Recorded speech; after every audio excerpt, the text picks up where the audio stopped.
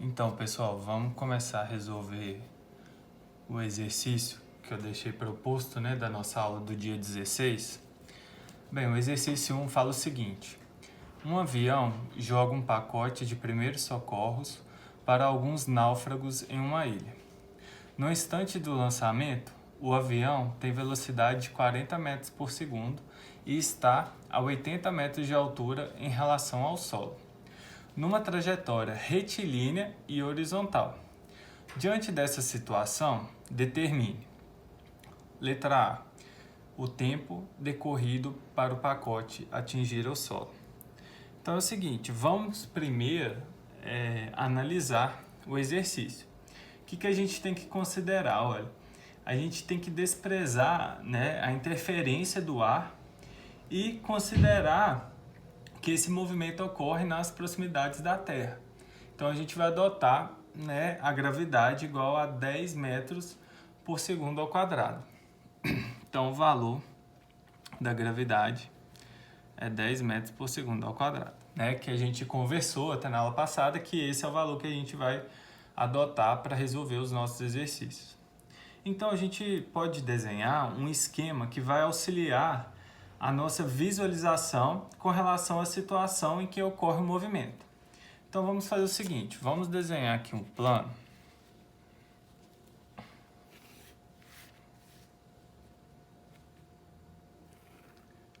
com o eixo X e com o eixo Y definido o sentido de baixo para cima, tá?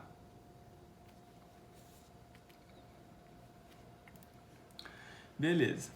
Então, aqui, a gente tem o avião, ele vai soltar, o pacote de primeiros socorros. Então, vamos imaginar que o avião esteja nesse ponto, que ele vai soltar, o pacote aqui. Com isso, vocês concordam comigo que esse pacote, ele vai fazer algo bem próximo disso? Ou seja, vai caracterizar um lançamento horizontal, Esse pacote vai vir aqui, depois de um instante ele vai estar aqui, depois de um instante ele vai estar aqui, tá certo? Até atingir ao solo. Então, com isso, pessoal, a gente vê o seguinte. Aqui, a gente viu que nós temos um vetor de velocidade Vx, tá certo? E a gente viu na nossa aula teórica que não tem velocidade no eixo Y, a inicial, No início do movimento a gente não tem um vetor velocidade no eixo Y, então por isso a gente tem esse vetor Vx aqui, tá certo? Falou no exercício que a altura, no instante do lançamento, o avião ele está a 80 metros de altura em relação ao solo.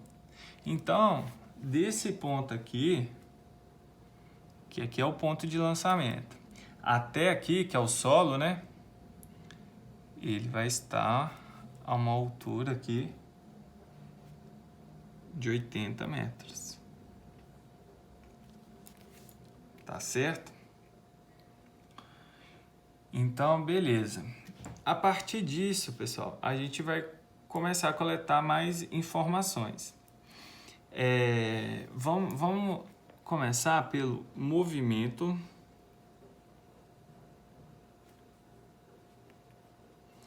segundo o eixo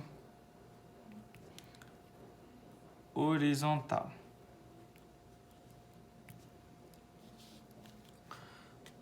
Bem, pessoal, aqui, no instante inicial aqui, vocês concordam comigo que o tempo inicial vai ser 0 e que a posição dele está exatamente aqui no eixo Y, não é?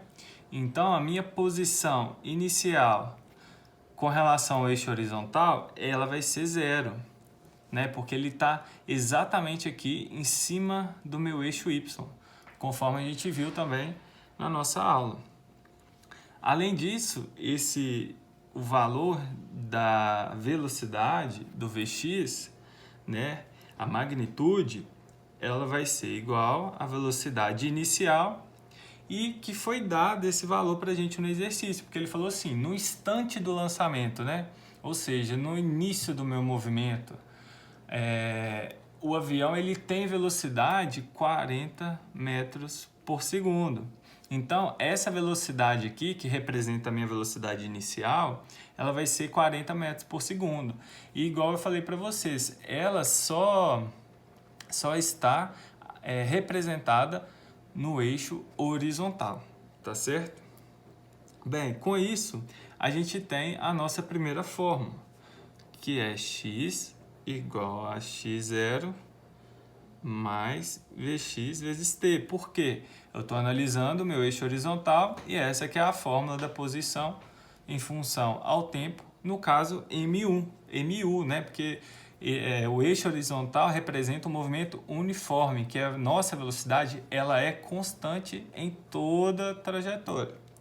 Então, com isso, a gente pode substituir aqui, né? A gente tem o valor de x0, né, que é a posição, e do Vx aqui.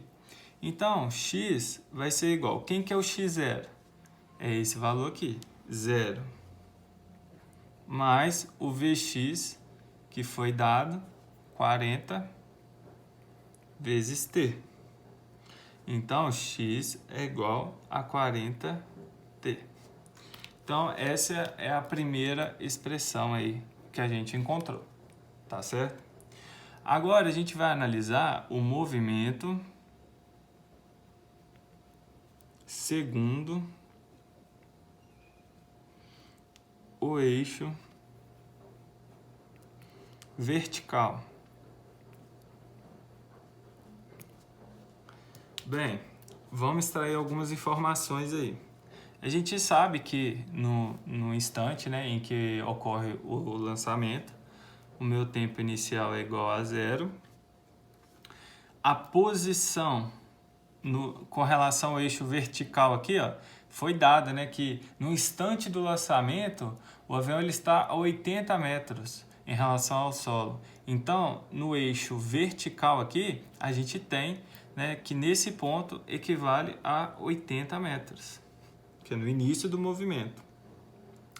E a gente viu na nossa aula teórica que quando a gente está analisando o eixo Y, a gente tem um movimento característico que é uniformemente variado, ou seja, a gente tem a interferência de uma aceleração, que é a da gravidade.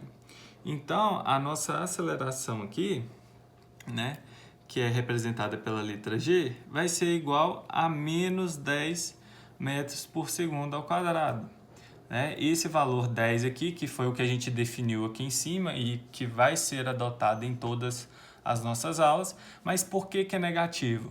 Porque a gente adotou o sentido aqui de baixo para cima. E a gente viu, né, nas nossas aulas que quando a gente define esse sentido, a nossa gravidade ela é negativa, tá certo?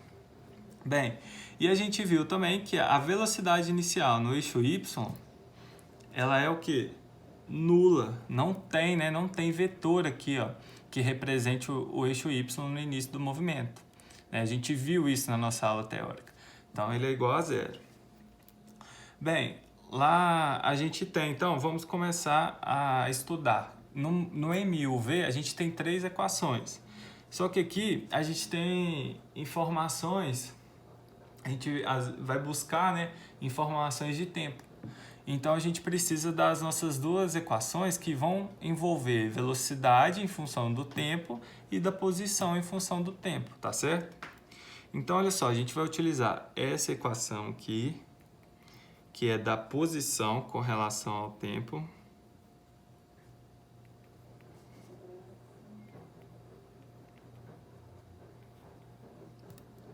E aí, olha só, a gente tem algumas informações, né?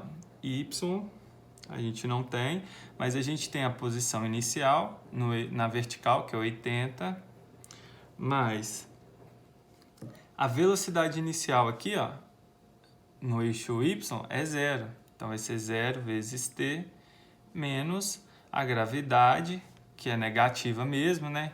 Aqui a gente já definiu, então aqui vai ser menos 10 vezes t ao quadrado sobre 2.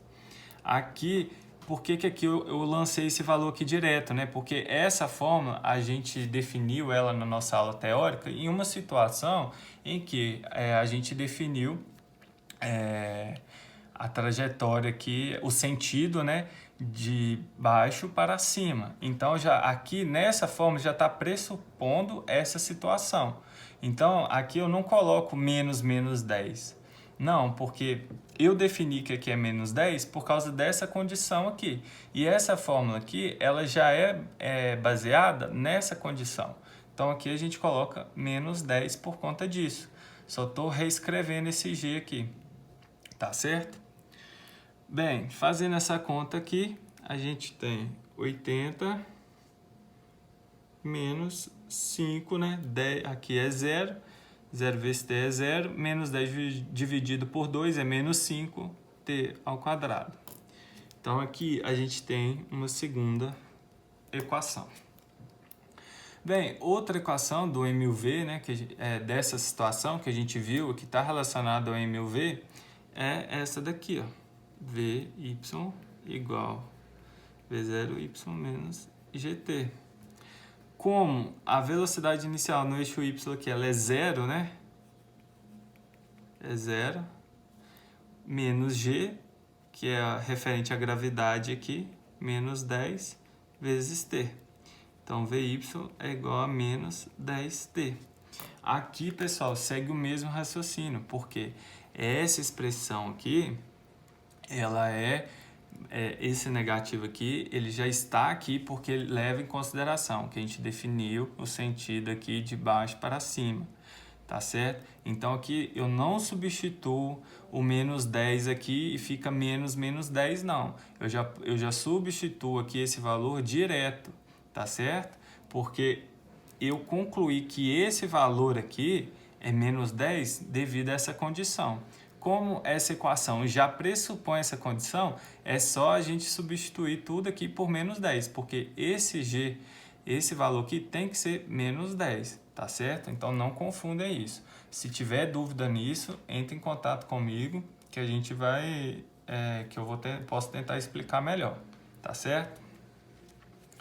Bem, então agora vamos começar a resolver o nosso exercício, né? Na letra A, ele perguntou assim, qual que é o tempo decorrido para o pacote atingir o solo? Então, olha só, eu vou reescrever aqui só para que a gente vai precisar dessas três expressões que a gente definiu.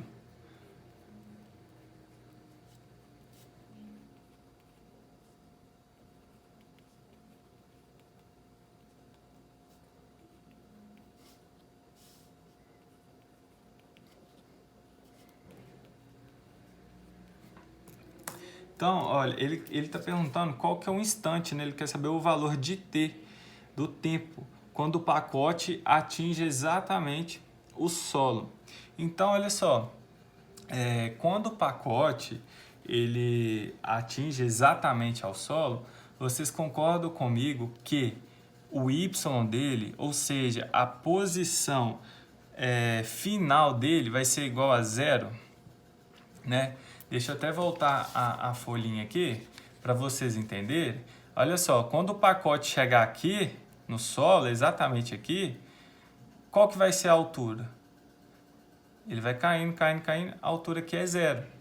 Então, analisando essas fórmulas aqui tem referência a isso, é a segunda, né? Então, olha só, a gente pode substituir, a gente vai utilizar ela, y é igual a 80 menos 5t ao quadrado.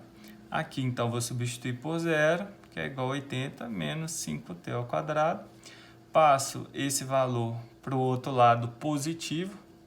5t ao quadrado é igual a 80. T ao quadrado, eu vou passar o 5 dividindo. Tá certo? Então, isso aqui vai dar 16. 80 por 5.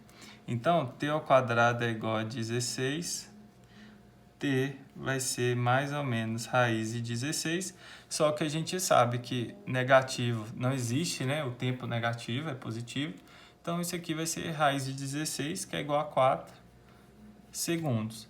Então, esse é um instante, né? É o tempo decorrido para o pacote atingir o solo, tá? Na letra B, ele pergunta o seguinte: qual que é a distância percorrida pelo pacote, medida horizontalmente, entre os instantes de lançamento e o impacto com o solo? Ou seja, né, na letra B, ele está querendo descobrir a distância percorrida pelo pacote medida horizontalmente. Então, a gente tem que utilizar essa expressão aqui, porque ela que vai me dar a posição, né, percorrida pelo pacote aí na horizontal, porque é o eixo X. Então, o tempo, se a gente considerar, né, que o tempo que ele gastou para ele atingir o solo é 4 segundos, a gente pode substituir na equação 1. X é igual a 40t, que vai ser 40 vezes 4, que é igual a 160 metros. Então, essa que é a distância percorrida aí até um instante, é a distância percorrida pelo pacote, né, na horizontal entre os instantes de lançamento e impacto com o solo, né? Bem, na letra C agora, ele pergunta assim: qual que é a velocidade com que o pacote chega ao solo? Então, olha só, o que é importante. A velocidade do pacote, a cada instante, ela pode ser determinada pela soma vetorial das suas componentes Vx e Vy. Então, o que a gente vai ter que fazer?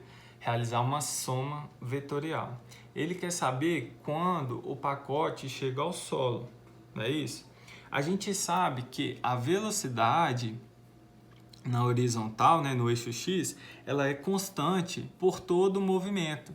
Então, a gente já sabe que a magnitude do meu vetor x, Vx, ele é 40 metros por segundo quando ele chega ao solo, tá certo? Porque a gente estudou que na horizontal o movimento ele é uniforme e ele apresenta velocidade constante durante todo o movimento. Então, a velocidade dele lá no início vai ser a mesma no final do movimento, tá certo? Bem, aí agora a gente precisa encontrar a velocidade de y, que vai ser igual a essa expressão aqui, que é a que vai dar para a gente a velocidade no eixo y. Então, vai ser igual a menos 10 vezes t. Só que t, quem que a gente vai substituir aqui? Vai ser, como ele quer saber a velocidade quando ele chega ao solo, a gente tem que saber o tempo que ele gastou até atingir o solo. E a gente encontrou isso na letra A, que é igual a 4 segundos. Então, a gente vai pegar aqui menos 10 vezes 4, que é igual a menos 40 metros por segundo. Tá certo? Bem, então olha só, a gente vai ter algo desse sentido. Como o meu vetor x,